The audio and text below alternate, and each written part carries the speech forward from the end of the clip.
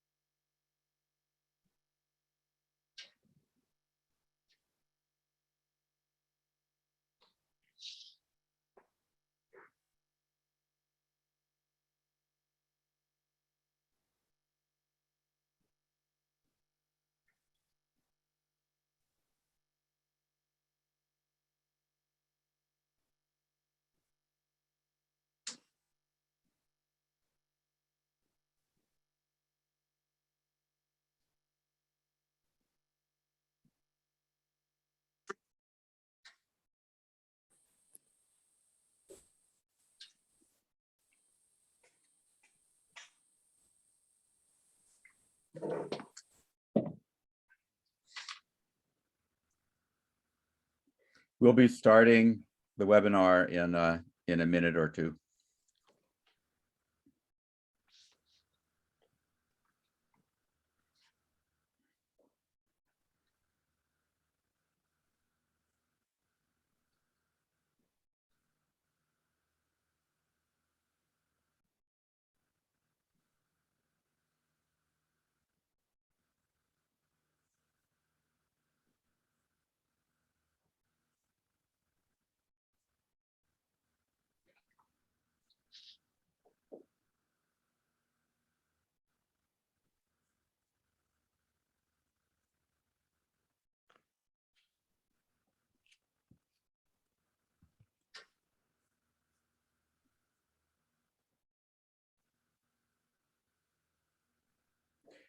Good afternoon. I'm David Kellogg, chairman of SCORE Westchester.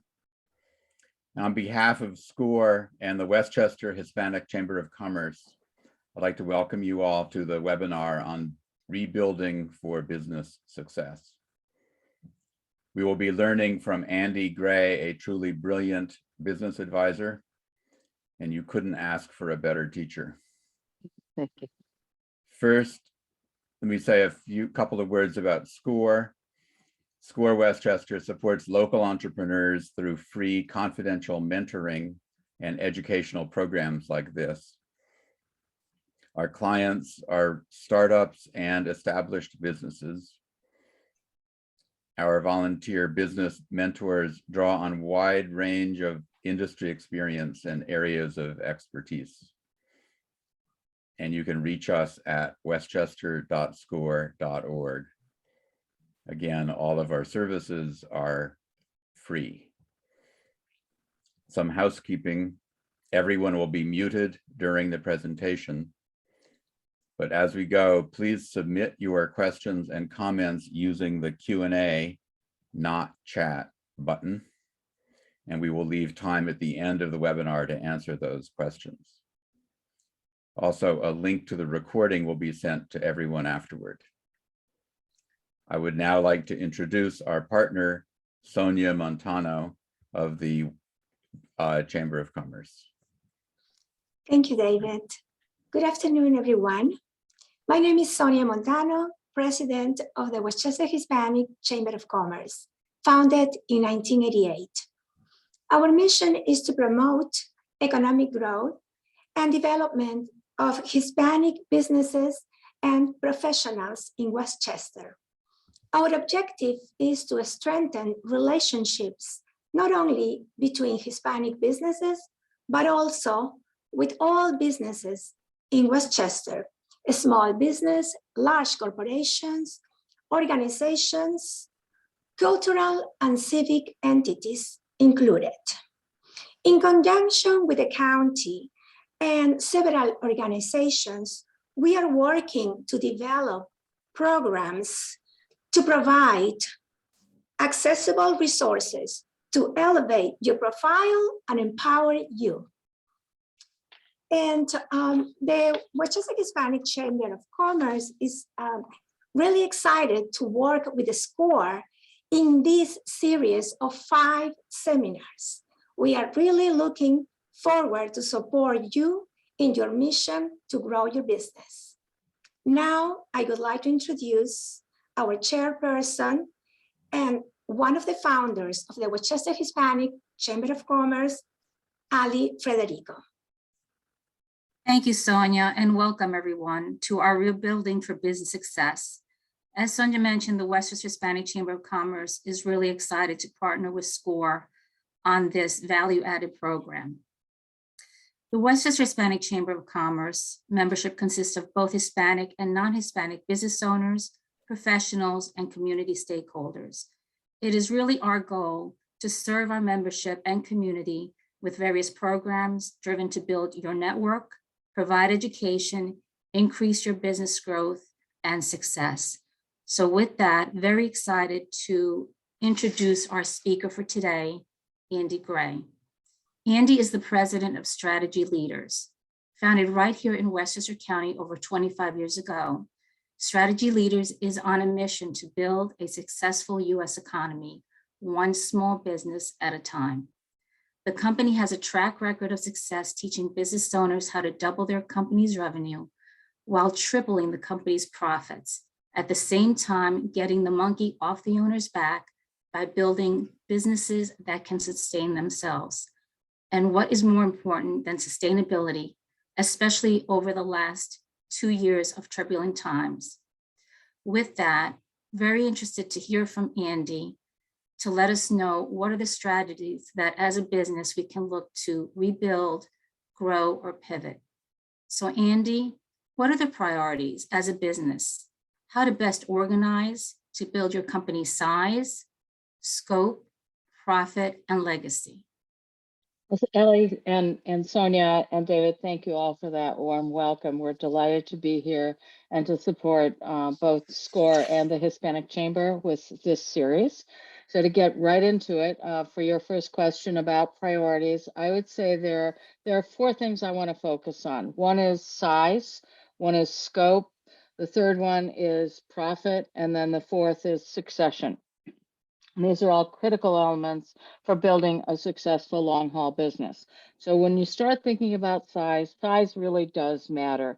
Most companies in our economy across this nation have under $1 million in revenue. And unfortunately, while that's the most common size, it also is what we call the struggle stage. At less than $1 million in revenue, there is usually not enough money to go around. And if things go wrong, the business can get into trouble quickly. So the first metric you want to get to is definitely set your sights to get the business to $1 million of revenue. And then once you get there, keep going and set your sights to get to $2 million of revenue. What's interesting about the $2 million mark is that while you're struggling at 1 million, at 2 million, it's almost impossible to blow the business up in most cases. The profits are now starting to drop rapidly to the bottom line. You've paid for the overhead, you've paid for the infrastructure to get started. Now you start reaping the rewards.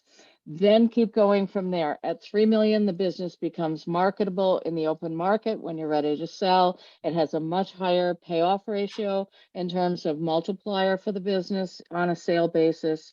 And then finally, never stop growing. We recommend in most cases a 10 to 15% year-over-year growth rate. That's something that not a lot of companies actually know how to do, but once you figure it out, it becomes habit in the business. It becomes a much stronger tool to help drive the business forward. So the next point, scope matters. As you grow the business, you're going to have to rethink how you're structured and how you have people assigned to tasks. And a small business is a business made up of a whole bunch of multitaskers. As the business grows in size, people need assignments: sales, finance, marketing, operations, human resources, and people need to be specialists in these areas.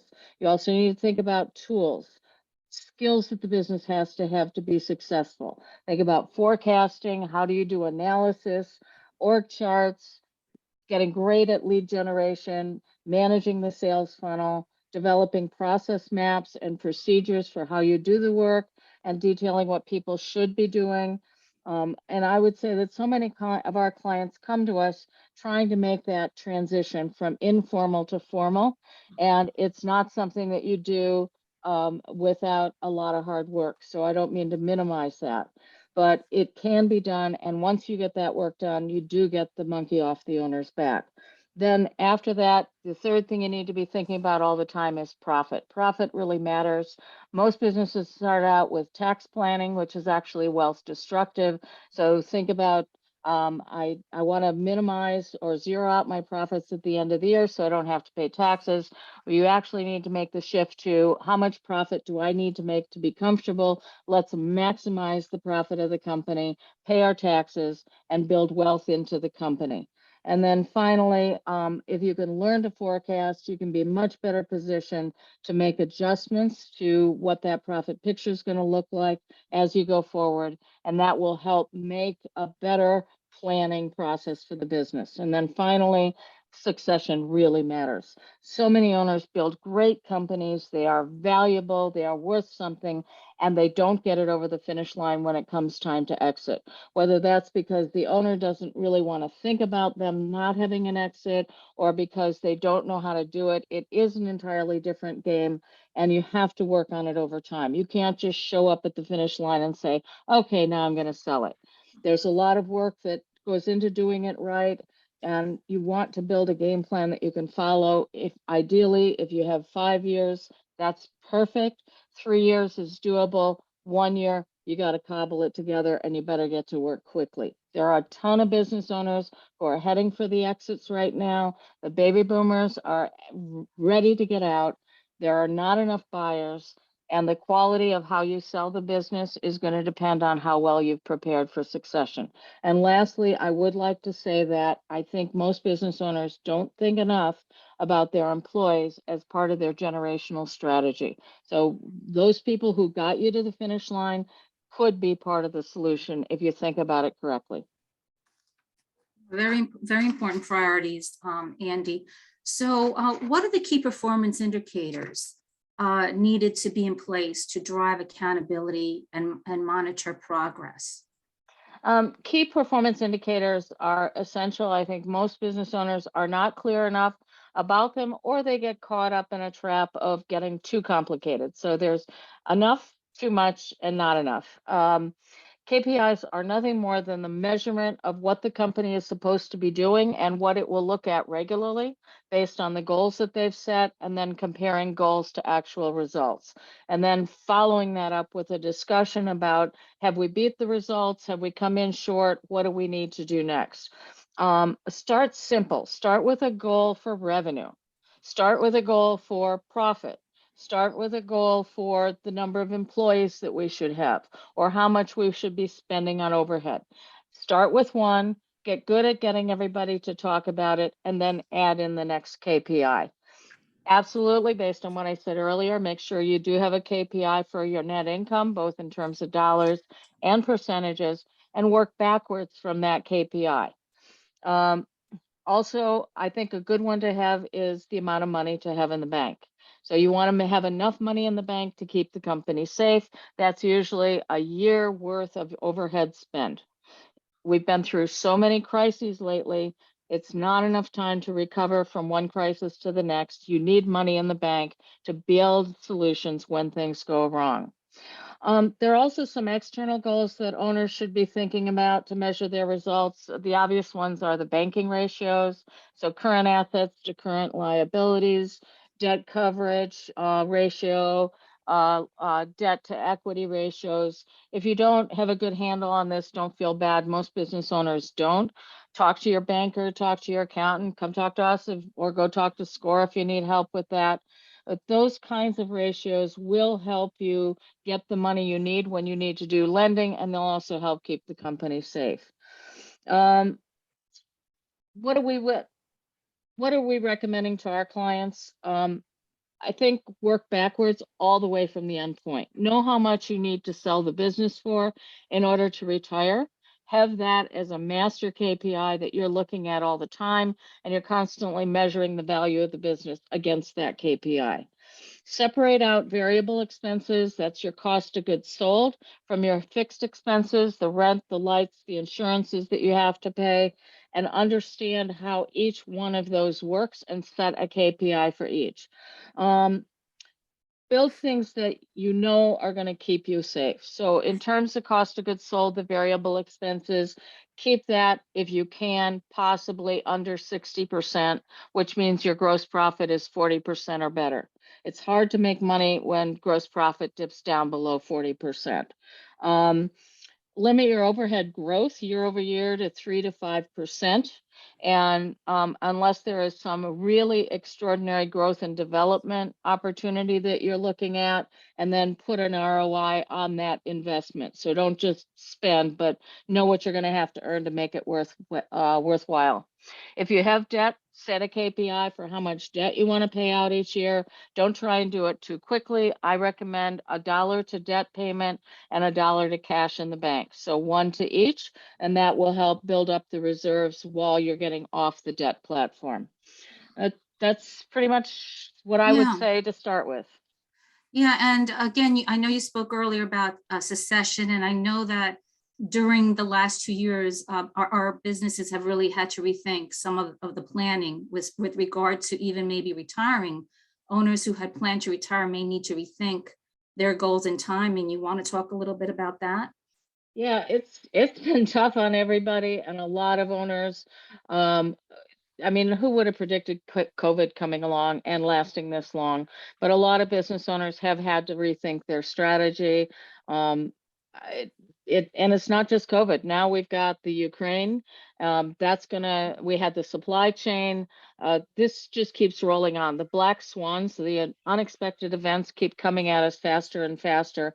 And that can really impact a business owner's strategy for both their goals and their timing for exit. I think that, as I said earlier, the baby boomers are heading for the door. There's massive numbers of baby boomers who do own privately held businesses and want to monetize them. And you better be aware of the statistics, which is that something like 85 to 90%, if you look at the SBA or you look at even the brokerage services, will say that 85 to 90% of the businesses that are offered for sale actually don't get over the finish line as expected. And so a few things that I would tell you, as I said earlier, know what your company is worth at all times. Have a goal for what you need to make and build the plan backwards from what you need to make at exit to what that company is worth now and how you close the gap. You have to think about your business as a saleable asset. So a lot of business owners will tell me immediately they know exactly what their house is worth. You need to do the same thing on the business side. Think about your employees who can run the business without you. They become part of that asset. Think about the tools that you have, the quality of your client list, how well those clients are tied to you. Those are also saleable assets. And then put it in a whole package that someone else could take over and run with. That multiplies the value of the business and makes it more than just someone coming along and saying, hey, I'll give you 10% of your revenue to buy your customer list. As I said before, don't overlook your employees as potential buyers, but be aware that most employees do not have the assets they need to buy the business. The SBA is open for business. They love to do these deals, but they are going to need 10 to 20% down. And so your employees are going to have to build up the assets to pay that 10 to 20%. Teach them how to do that. Teach them about the value of owning the business and get them prepared for the value of buying the business so that they don't just come up to the end stage and go, hey, I don't want this business. Why would I want this? That's not where you want to go. This is work you're doing all the time to teach everyone in your company why it's a good deal if they buy the business or if they help the company transition to the next owner if it's not going to be them. A lot of businesses look at family members and think about family members as potential acquisition targets. Hey, if you survey kids today, something like 70% of them will say they'd rather have the money than the company. So be careful about that assumption that the kids will be your succession plan. If there are buyers out there who are looking for value, make sure you've got a really good explanation of what your value proposition is. Right. So how do owners and managers ensure everyone is focused and on the same page going forward? Great question. My answer to that is goals, goals, goals, and more goals and measurement that goes with it, followed by effective communication. I'll tell you a quick story. So we recently picked up a client that was beating themselves. The owners were beating themselves up because the employees didn't seem to get it. They weren't all on the same page. They were kind of all over the place, and profits weren't where the owners thought they should be. And what turned out was the employees didn't know what everybody was trying to accomplish. They weren't clear about what was expected. And there was a lot of overlap and a lot of wasted effort. I'll tell you, it did take time. This stuff doesn't get solved or fixed from chaos to organized and coordinated overnight. But with a regular schedule, you can teach the team to work together. You can be clear about what you're trying to accomplish. You can get the employees on the same page, all pulling together from the managers all the way down to someone at entry level. We recommend that you work through a process of picking your team members, being very specific about that, making sure that everybody understands that they are expected to play on this team and give it their all, and defining their roles on that team. Then set up a regular schedule of meetings. Start with weekly, and then as things get rolling, you can back out to every other week or maybe even monthly. Work with the group on goal setting. So what are we trying to accomplish? Make sure that everybody's clear about the top 4 or 5 goals. Then build checklists, things that have to get done in order to serve and move towards those goals, and assign tasks. So it's not just what are the assignments, who's going to do them, who's going to be accountable for them, and by when are they going to get them done. So assign dates, due dates. Follow up on the assignments to check off what's done, redate past due stuff, allow people to fail. I think that's a really important one. I don't think that we're patient enough with the recognition that human beings learn best sometimes through failure.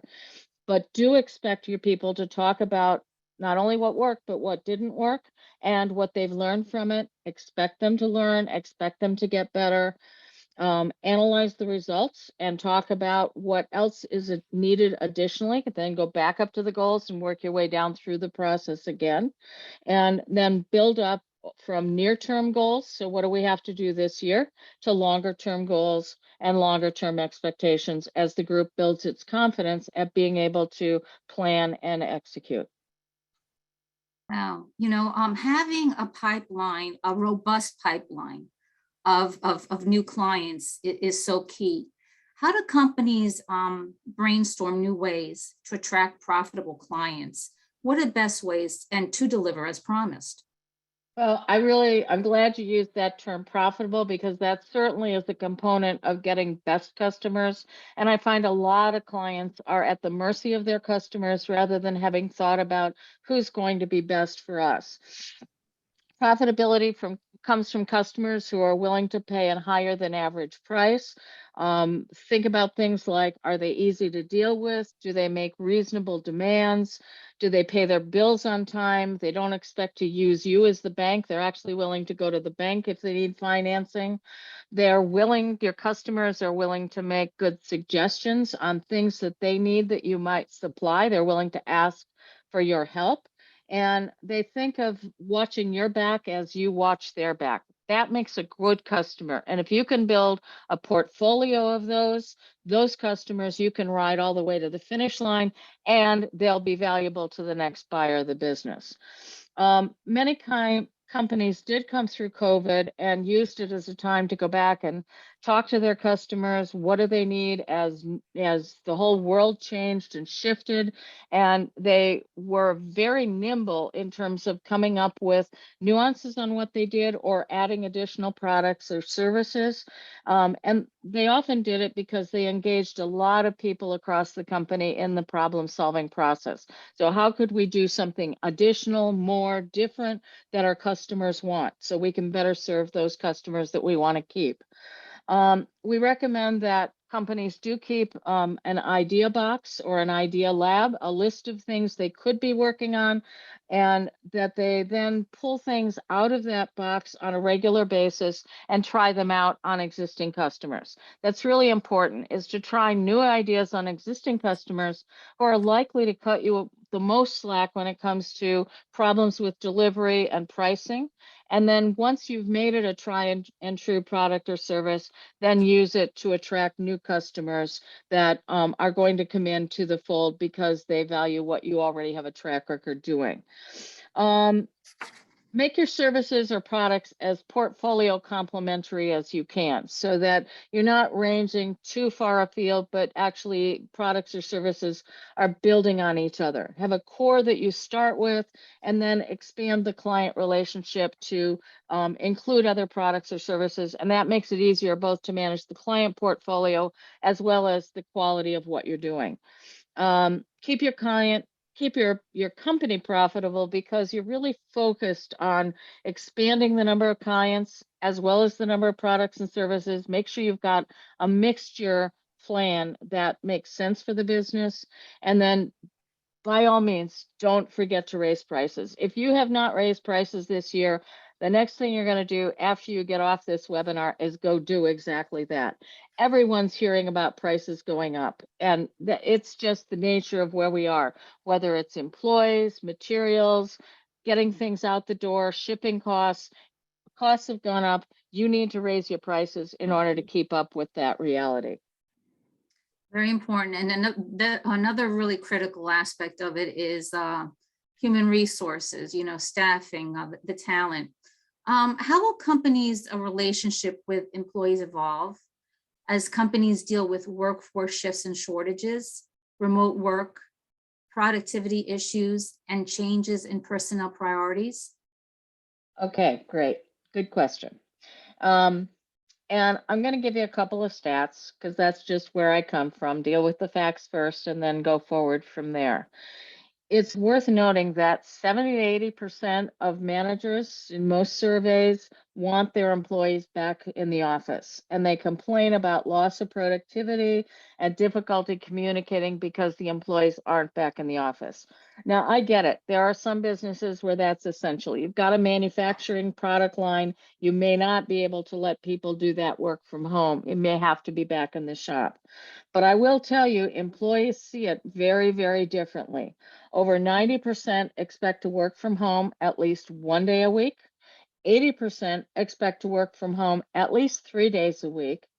About a quarter of the population of employees says that they will be willing to take a 10% pay cut to stay home permanently and work from home permanently. And then almost 60% of employees say they are willing to choose an employer who will promote their ability to work remotely. Now, that's just reality out there as we continue to deal with taking care of our kids, a reshaped reality about what our priorities are personally, for family, for leisure time, for putting the company in a box in terms of where it fits within our lives. And the companies that I think will do well is to recognize the reality. We've come out of an environment of being 100% remote. I will tell you, our company right now, we are 100% remote and we plan to stay that way. And it's because we surveyed our employees and they said that's what they want. Now, we've turned that into a recruiting methodology. So we are very clear when we recruit, we're looking for people who want to work remotely. Working moms love us because of that, but so do young kids who are out of college and want flexibility that working from homes provides them or affords them. Now, there are other kids out there coming out of college who are looking to build friendships and connections at work, and they're going to want to be back in the office. So you have to be very clear, what is your working environment going to be? And what are you going to do to attract employees to the future based on that working environment? I will say that in order to work from remotely, you can be a lot better at it than a lot of companies are today. We're very clear about assigning work projects and deadlines and staying on top of the follow-up. And we require everyone in the company, not just managers, to participate in that process. We let our people manage their schedules. So we don't really get on people's backs. Did you clock in at 9? Are you here until 5? We expect them to get their work done, and we expect them to have a full plate of work to be working on. But if they need to juggle their schedule, I'm okay with that, as long as the work is getting done. And we also have then as an advantage for our employees, cutting out the commute time, which certainly for our salaried workers who are working on more than a 40-hour schedule gives them a lot of freedom to be able to put in an extra hour or two a day. As an executive, I will admit, I have to be a lot more organized. I can't just walk out of my office, tap someone on the shoulder and say, hey, can you help me with this project? But I can do that remotely through tools like Teams and Slack and communicating with people on project management systems that I can assign a project and then see how somebody's progressing with it. It's a good thing that I have to be more organized. I think a lot of executives have to look in the mirror and say, hey, how good are you at actually really organizing not only your day, but the day for all of the people who work for you. And to cut out the reliance on drop by to get things done. Yeah, so again, a lot of hybrid work situations, a lot of technology. Speak to the advancements in technology that present businesses with both opportunities and challenges. So here in my company, we have about a dozen communication tools in place that quite honestly didn't even exist pre-COVID. That includes a daily staff meeting that everybody attends. It's a half an hour. It's short and sweet, in and out. We do talk about both business and personal things. So it's a chance for people to get to know each other. We've had people do presentations on the towns or the communities that they live in, the things that are important to them, the things that they're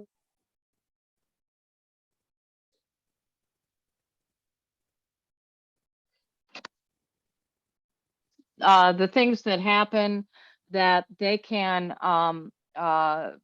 that they're proud of in their personal lives.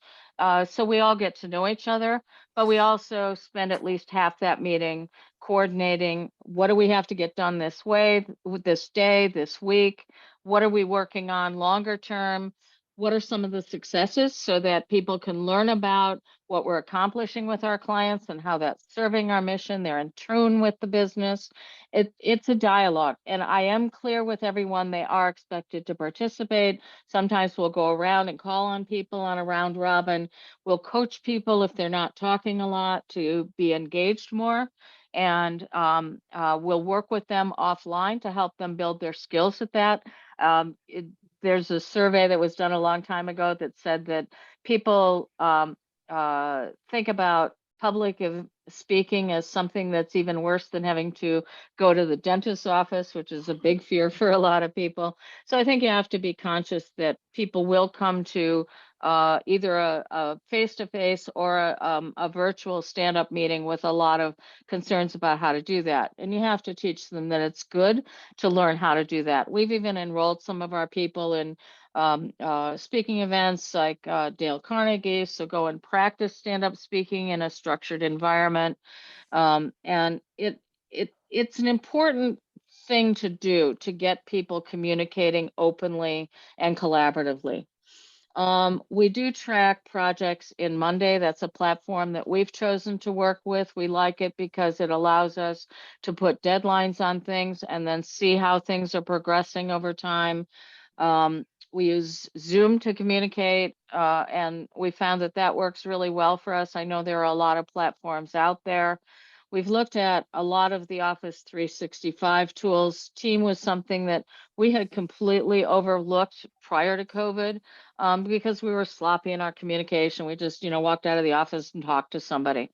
And I like what tools like Teams and Slack can do because now you actually have a written record you can scroll back through and do searches on and be able to call information out of the way that we couldn't just with a verbal conversation. I do think that security is an ever-growing issue, and certainly with the war in Ukraine, there's a lot of people who are talking about security now. I have resisted two-factor authentication for a long time because it disrupts me when I am subjected to it by my bank, but I get the importance of it. And quite honestly, that's where we're going, is we're going to do two-factor authentication internally with everything we do. I can't afford to think anymore about what's convenient for me or for my employees. I have to think about what's going to keep us safe. And it has to be standard practice within my company. We have a good IT company. We ask them to do a security audit. We ask them to test us.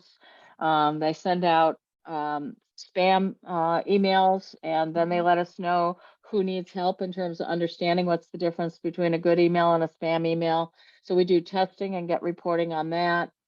I do think that on the beyond just security, there are a lot of tools that we could be looking at. And this is something that my mentor, Stuart Burchett, talked about a lot at Columbia, was that the 21st century was going to be the century of the small business, because we finally had computing power that worked and was affordable in small business. And so the start of that was something as simple as QuickBooks coming and being available to replace an accounting system that used to cost 5 or even 6 digits in terms of the cost. And now you could buy it for a few $100s. We probably look at about 5 different systems a week, and we put some of those into our idea labs, that ideas that we want to try. Some we reject, some we refer to our clients. Here's something we think you might want to be looking at that we think would be helpful to you.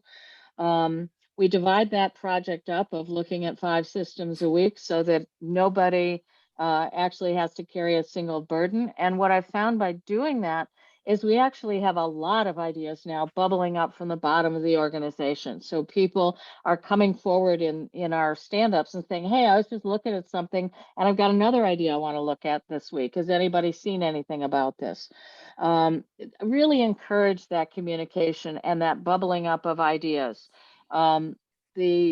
We invite vendors in to come in and share ideas with us on how we could do things a bit differently, kick the tires with us, be our partners.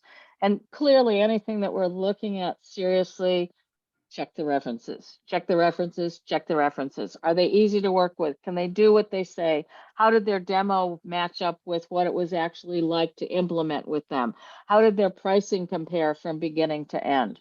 But as a small business, you want to build those tools and go back to where I started, think structure.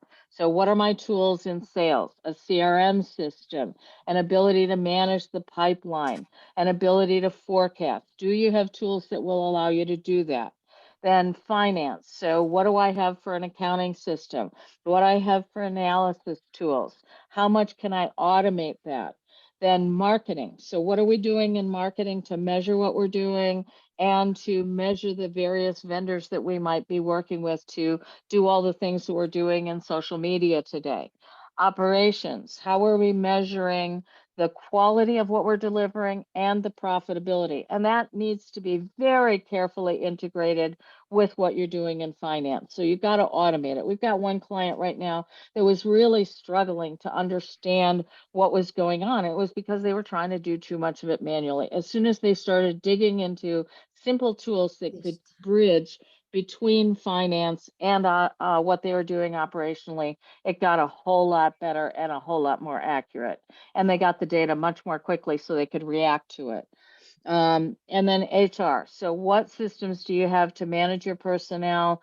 And what tools do you have that will help you both manage benefits that you have, manage review cycle, make sure you're on time with those things, keep track of the documentation that you have with your employees.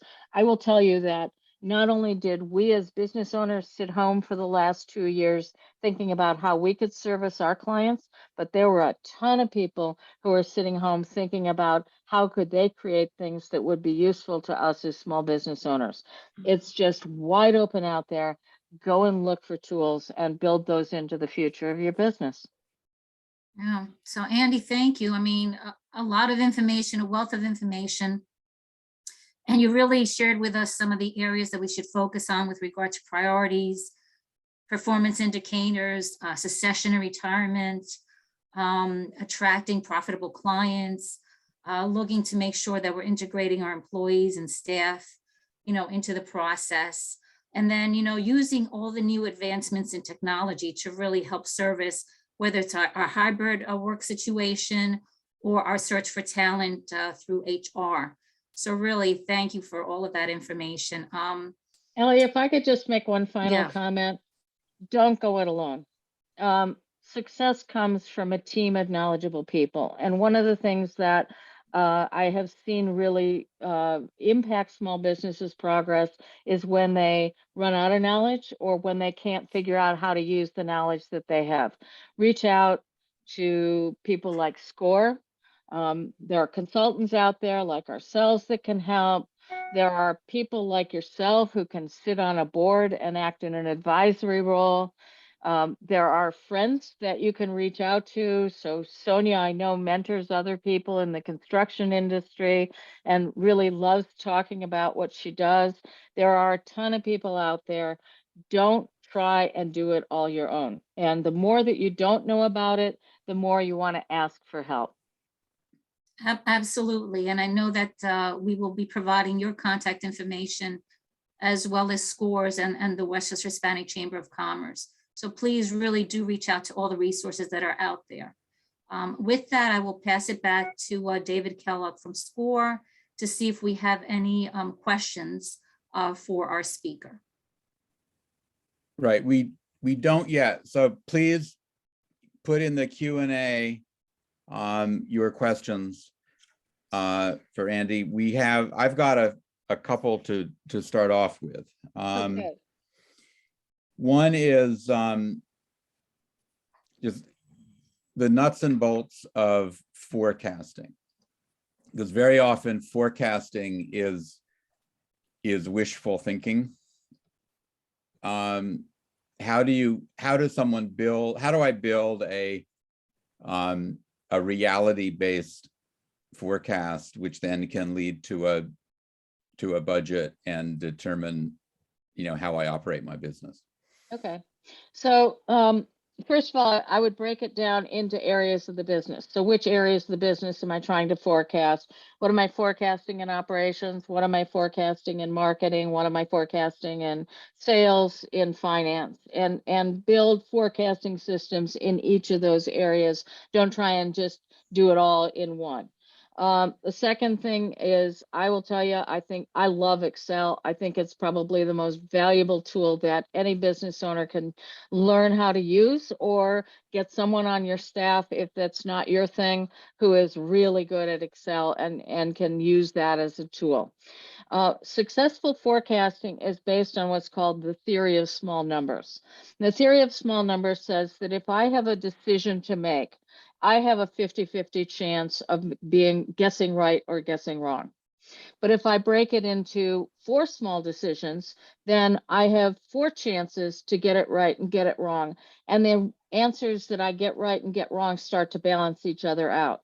And what the theory really says is, if you can break it into 100 decision points, you will come up with an approximately correct number. So for example, if I'm trying to forecast sales, think about building a prospect list, build buckets. So I get introduced to the prospect, I qualify the prospect's needs, I build a proposal, I negotiate the proposal, and then I close the deal, for example. Those are 5 different buckets. And if I multiply that 5 against a prospect list of 25 or more prospects, I've got 100 decision elements as to when those things will happen with each different prospect and what each one of those prospects is worth. And you can actually multiply it out and come up with a value in your system of how much you have in the system in terms of prospect value. And that beats the daylights out of asking your salespeople to just, tell me how much we're going to close on the proposals that are outstanding. We actually have that built into a template that we share with our clients, and but it's not magic. You can build your own.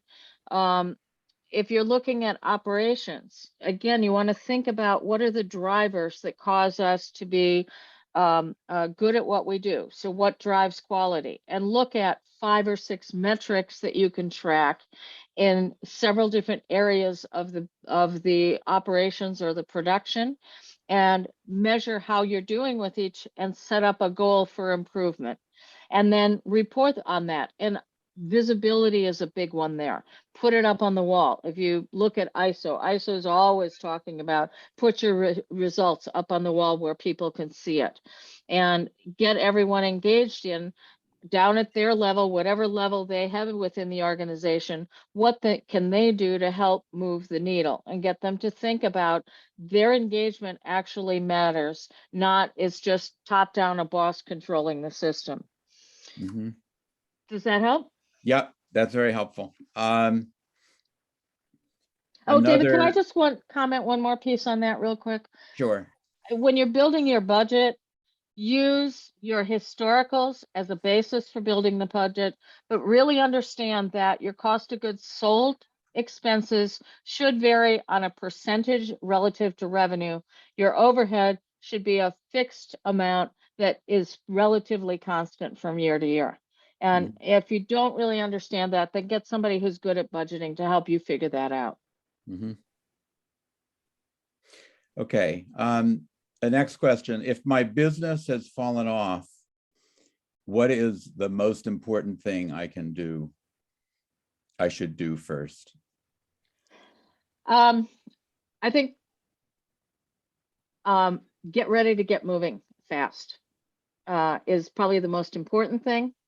And then you're going to need to divide the work up across multiple people in the company. And don't try and just make it one person's problem or two people's problem to solve.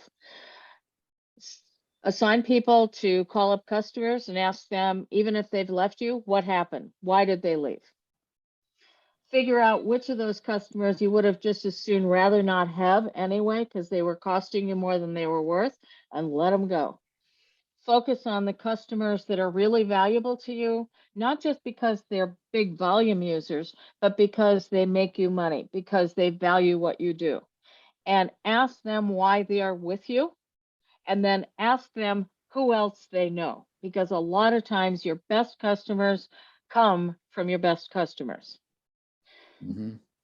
Go out and reach out to your friends, your network, your vendors. A lot of times vendors have a vested interest in helping you succeed, because the more successful you are, the more you'll buy whatever they're selling you. So ask your vendors, who else should we be calling on? Who do you think we should be going after? Get that list and build these lists of who to go after, and then start assigning people to get on email, make phone calls, do reach outs. You need to build a team of people whose job it is over time to just constantly be reaching out. Fill the pipeline with appointments. Most businesses where their business has fallen off, either the product was old and worn out and they didn't have enough new product coming through, they didn't pay enough attention to good customers, or they didn't have enough good customers, or they really didn't spend enough time focusing on sales and marketing as a discipline. So look at the quality of your pipeline. Is it full enough? Look at the quality of the products and services you offer, and look at the quality of your customer list. That's great. Did I hear you say that you should limit growth? So I think there's not enough, and I think there's too much. Mhm. What I see a lot of businesses getting into trouble is they take on a 50% growth leap, and then they have a lot of trouble digesting it, and then it stalls out the next year, and so then they drop off. And so they go through these up and down waves. We can get growth and then we drop off, and then we get growth and drop off.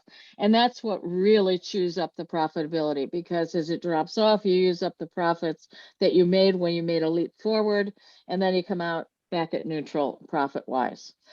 We recommend about a 10 to 15%, maybe 20% growth rate for most companies. I would put a caveat in there that we suggest that you think about cleaning up your client list.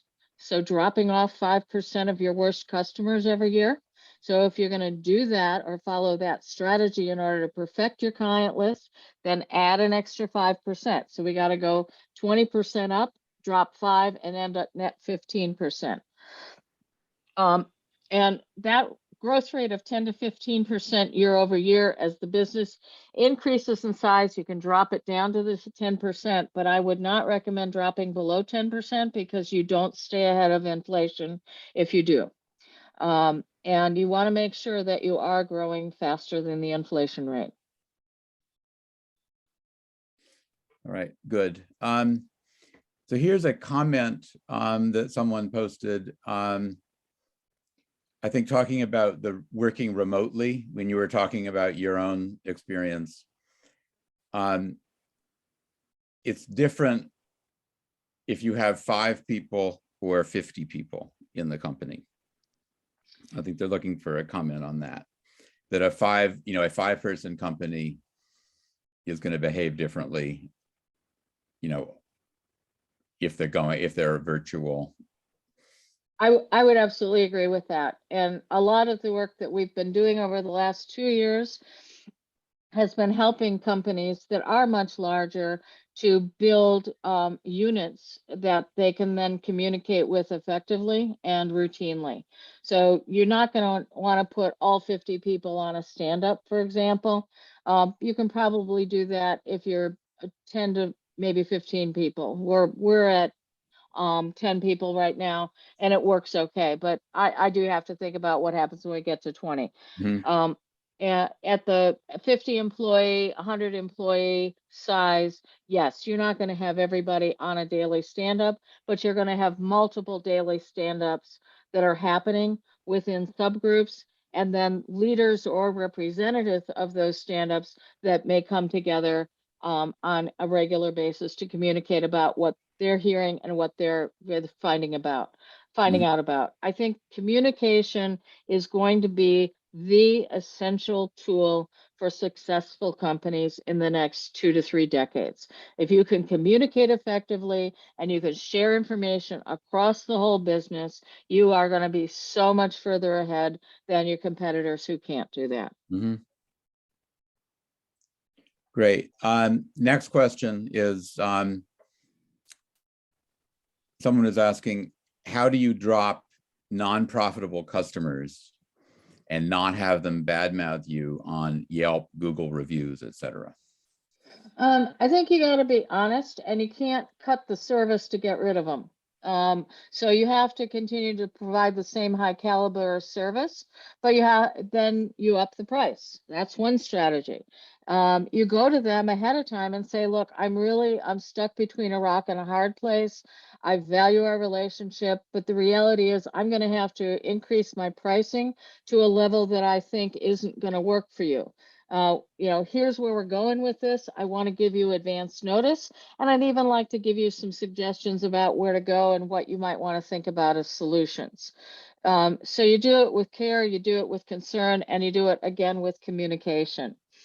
One of the things that you want to think about is you get better at also doing that even in the prospecting process. So we'll tell a lot of our customers, have a rigorous way to discover about the prospects that you're talking to, and do you want them or don't you want them? And if you don't want them, you think they're going to be a pain in the neck, or you think they're going to be unprofitable, then tell them where to go and send them to your worst competitors and let them deal with the problems.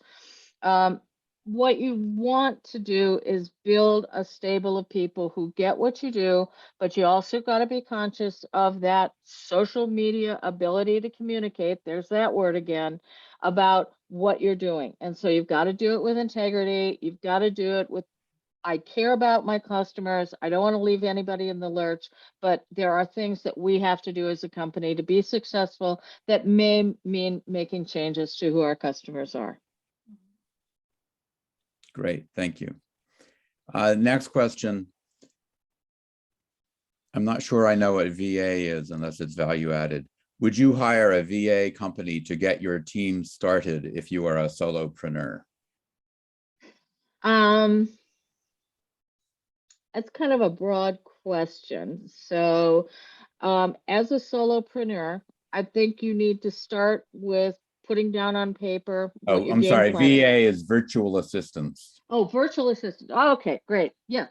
Virtual assistants can be good.